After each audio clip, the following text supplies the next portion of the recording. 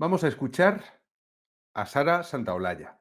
Cuando comencé a utilizar la dinamita, yo también tenía fe en muchas cosas, en todas, pero he acabado creyendo solo en la dinamita. Creo que tenemos mucha tarea pendiente y muchos deberes pendientes, porque creo que en este país tienes una larga vida laboral en las teles si defiendes a Ciudadanos, si defiendes al PP, si defiendes a Vox, si defiendes a los jueces, si tratas a los jueces como seres de luz que no puedes criticar una instrucción. Creo que tienes una larga vida, creo que incomoda más hacer lo contrario, pero creo que es más justo. No sé si... Bueno, sé que Ferreras no me va a llamar, pero tampoco sé si aceptaría la llamada. ¿Habéis oído, no? ¿Habéis oído a Sara Santaolalla decir que no sabe si aceptaría la llamada de Ferreras? Bueno, aquí tenemos a una persona que hace 2 años nadie conocía, una persona que aparece como analista política en el letrerito que te ponen debajo del nombre en todos los programas en los que sale. Ha hecho fortuna en televisión española, pero pese a que dice que si tienes su discurso no puedes ir a las televisiones, te marginan, pese a que dice que es un riesgo, pese a que dice que no la van a llamar, de Ferreras, por ejemplo, os voy a enseñar una noticia por si no sois aficionados a la televisión. La noticia que os voy a enseñar es esta. Sara Santaolalla, nueva colaboradora de Espejo Público, suma 5 programas rivales en 4 cadenas diferentes. La activista, jurista y analista política española se ha incorporado este miércoles a la mesa política matinal de Antena 3. Entonces, con Espejo Público, donde no sé si continúa, estuvo en verano, estuvo en Espejo Público, pero con este programa de Antena 3, pues sumamos Mañaneros 360, Malas Lenguas en la 1, En Boca de Todos en 4, Mediaset, y Todo es Mentira en 4, Mediaset. Normalmente, cuando tú estás participando en cadenas rivales e incluso en programas rivales por la franja horaria, lo que tienes que hacer es suplicar a la cadena que te deje hacer esa colaboración y normalmente te van a decir que no. Es decir, tú no puedes estar, por ejemplo, en la hora de la 1, en las mañanas de la televisión española, y otros días, pues van los lunes a televisión española y los martes a Espejo Público o a Ana Rosa Quintana en Telecinco. Normalmente no te van a dejar hacer eso porque quieren que los colaboradores sean seña de identidad de ese programa. No te van a permitir que tú estés en un programa y en su rival. Y tampoco suelen permitirte, así como así, que estés en 2 cadenas rivales. Yo, por ejemplo, para participar en Espejo Público, que es Antena 3, y en el programa Cuarto Milenio con Iker Jiménez, que son de 2 conglomerados de medios diferentes, uno es Mediaset y otro es A3 Media, pues tuve que hablar con la persona de recursos humanos, decirle, oye, yo quiero seguir participando en los 2 sitios, y hice que en mi contrato pusieran una adenda que especificaba que yo podía participar en ese programa, pero no es lo común y de hecho te pueden decir perfectamente que no, y tienen perfecto derecho a que los colaboradores solo estén en su grupo. Esto a mí no me parece bien. A mí me parece que si tú eres colaborador, si no tienes un contrato, si no tienes un contrato de exclusividad, y eso hay que pagarlo, ningún grupo te puede obligar a que solo estés con ellos. Pero en realidad es lo más habitual. Es muy común que a una persona que esté en una radio de un grupo le llamen para hacer una colaboración en una radio de otro grupo y tenga que elegir entre los dos. Esto ha pasado muy habitualmente. Os voy a poner algunos casos en los que por estar en una cadena, una persona ha tenido que dejar de colaborar con otra. Aquí tenemos el LinkedIn de Estefanía Molina, que es una conocida analista, esta sí, es una analista política bastante seria, una chica también joven como Sara Santaolalla, que empezó a aparecer en medios de comunicación, que empezó a colaborar en radios, que tiene colaboraciones en prensa escrita y que cuando yo la conocí trabajaba en El Confidencial y en Onda Cero. Aquí podéis ver, analista político Onda Cero, columnista político, El Confidencial. Sin embargo, cuando ella recibió una oferta de la competencia de Onda Cero, es decir, de la SER, donde había hecho algunas cosas en la SER de Cataluña, pero cuando la SER le pidió que colaborase con ellos, pues en ese momento Estefanía Molina dejó de participar en Onda Cero. Pasó de trabajar en el Confidencial a trabajar en El País y de trabajar en Onda Cero a trabajar en la SER. Esto es bastante habitual. Lo que no es tan habitual es que una persona como Sara Santaolalla de pronto aparezca en todos los medios y en medios rivales. No sé si actualmente la situación sigue siendo la misma, pero lo que hemos visto es que esta persona que dice que cuando tienes sus ideas prácticamente te echan a un cajón, ha recorrido todos los medios de comunicación grandes españoles. Ha estado en Antena 3, al menos en Espejo Público, ha estado en varios programas de televisión española, está en varios programas de la cadena 4 de Mediaset y yo la he tenido solo sentada delante una vez, no sabía quién era, la verdad, en el programa de Iker Jiménez Horizonte. Allí solo participó una vez, que yo sepa, no sé si alguna más, pero el caso es que podemos ver que esta señora no tiene, digamos, problemas por manifestar sus opiniones siempre cercanas al gobierno, incluso un poco más a la izquierda. Sin embargo, ¿por qué dice esto Sara Santaolalla? Sara Santaolalla estaba en un acto de Podemos y estaba plegando su discurso al discurso que hace Podemos sobre los medios de comunicación. ¿Tiene Podemos problemas para ir a los medios de comunicación? ¿Ha sido Podemos marginado por las opiniones de sus líderes de los grandes medios de comunicación? Pues lo que vamos a ver es que no. Supongo que todo el mundo recordará los famosos audios de Ferreras, son estos. Que ese comisario al que tú me hablas me dijo a mí, Antonio, esa información no es buena, eso está contaminado. Eduardo, esto es muy serio, yo voy con ello, pero esto es muy delicado y es demasiado burdo. A partir de conocerse estos audios, Podemos entró en una guerra abierta contra Ferreras y lo que intentó Pablo Iglesias fue hacerle la competencia. Había un lanzamiento, era el de Canal Red. Pablo Iglesias había decidido convertirse en el dueño de un medio de comunicación que iba a ser plural, que por fin iba a dar voz a esa gente como Sara Santaolalla, que los pobres no están en ninguna parte, y lo que hizo fue lanzarse en un movimiento de competencia, un movimiento de competencia bastante fallido, contra el programa de Ferreras al Rojo Vivo en La Sexta. A partir de ese momento, fue como si La Sexta siempre hubiera intentado perjudicar a Pablo Iglesias y a Podemos, pero no podemos olvidar que Podemos existe gracias a La Sexta.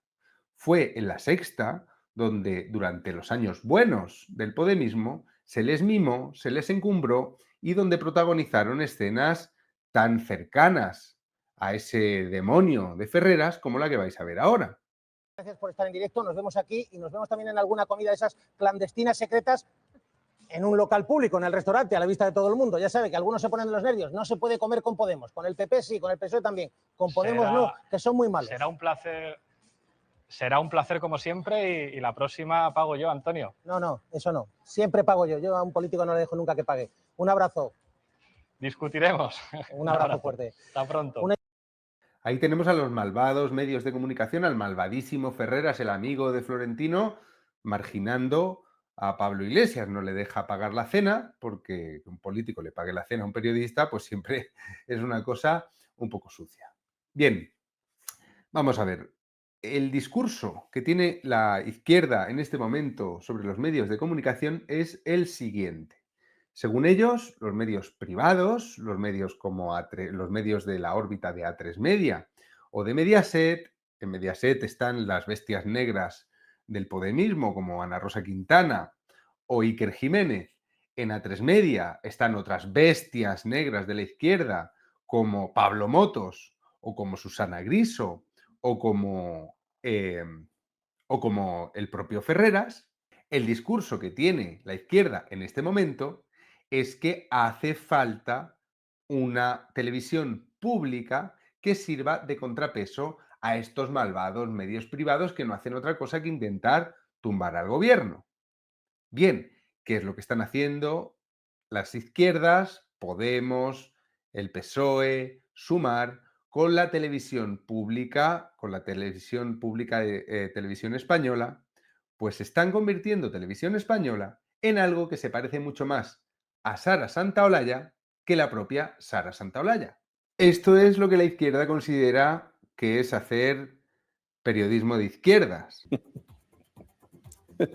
Sí, la Asociación de la Prensa Madrileña ayer en domingo encontró un huequecito para reprocharme a mí que yo me exprese libremente. Solo faltaba que yo no pudiera expresarme libremente sobre lo que pregunta o no deja de preguntar un periodista. Es que esto es tremendo, ¿no? Porque parece ser que la libertad de expresión en este país solo corre riesgo para algunos, pero otros, por lo que sea, tenemos que estar callados. Por supuesto que ese señor puede preguntar lo que le dé la gana y yo opinar sobre lo que pregunta. ¿Y cuál es mi opinión?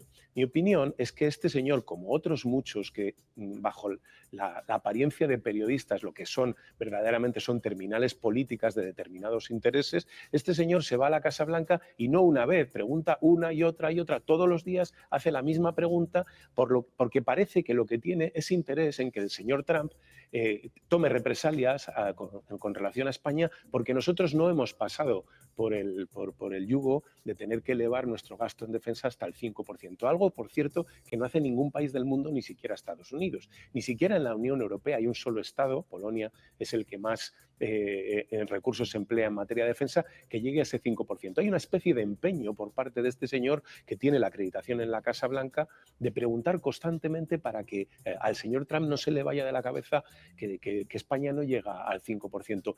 ¿Qué pasa? ¿Que no tengo derecho a decirlo?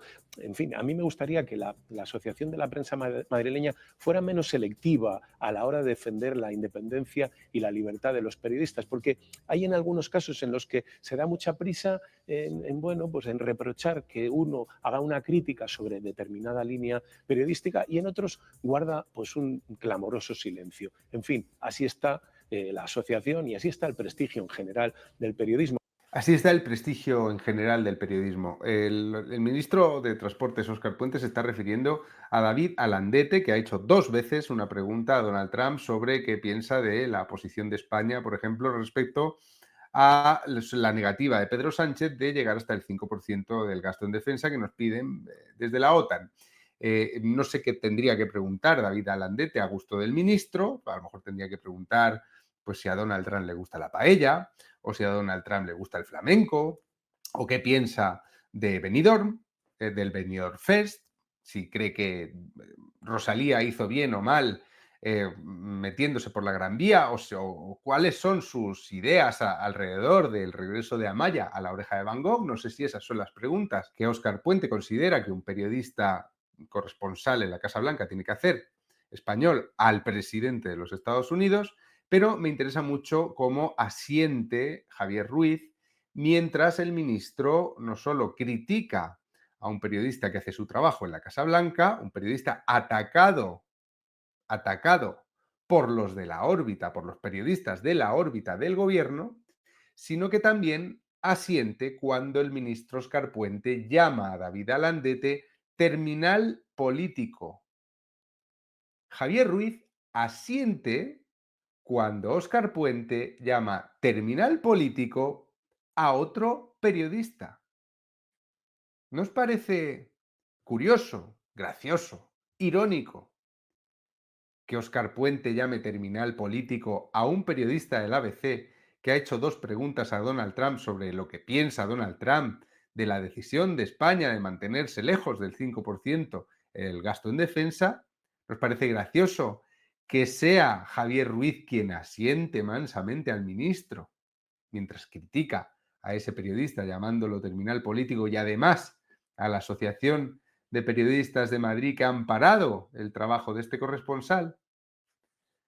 Hay que recordar 1000 veces que cuando los periódicos críticos con el gobierno empezaron a publicar noticias sobre Begoña Gómez, hoy encausada, sobre el hermano de Sánchez, hoy encausado, sobre Ábalos, hoy encausado, sobre Santos Cerdán, hoy encausado, periodistas como Javier Ruiz, no él, pero sí su compañera Silvia Inchaurrondo, firmaron un manifiesto contra el bulo y el fango.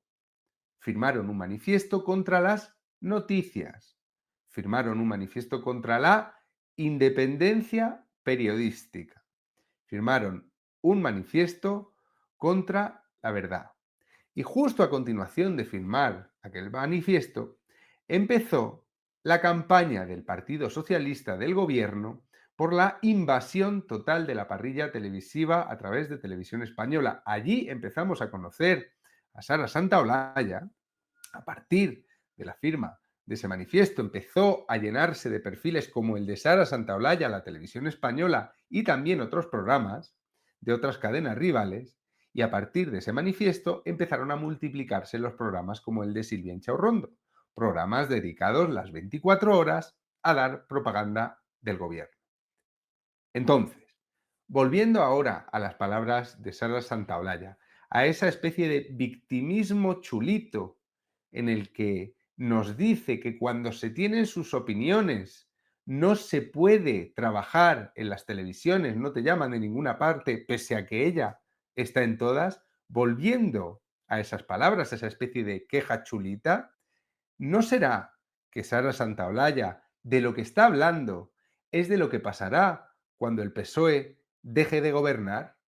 Porque yo, sinceramente, esto es lo que más me pregunto cuando veo a todo este ejercicio de genuflexión constante, y no solo de genuflexión ante el Partido Socialista, sino de ataque a los periodistas que investigan la corrupción. Cuando veo todo este ejercicio de genuflexión masivo por parte de tantos profesionales, me pregunto, ¿qué va a ser de vosotros cuando el gobierno ya no esté?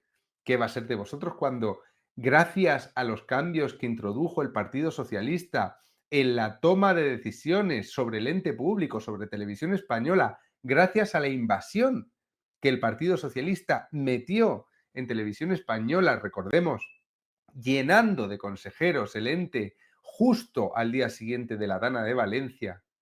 ¿Qué vais a hacer vosotros cuando, gracias a esas armas que el PSOE ha puesto en manos de los partidos políticos para utilizarla él, el siguiente las use para que no quede un solo programa como este en televisión? ¿Qué vais a hacer?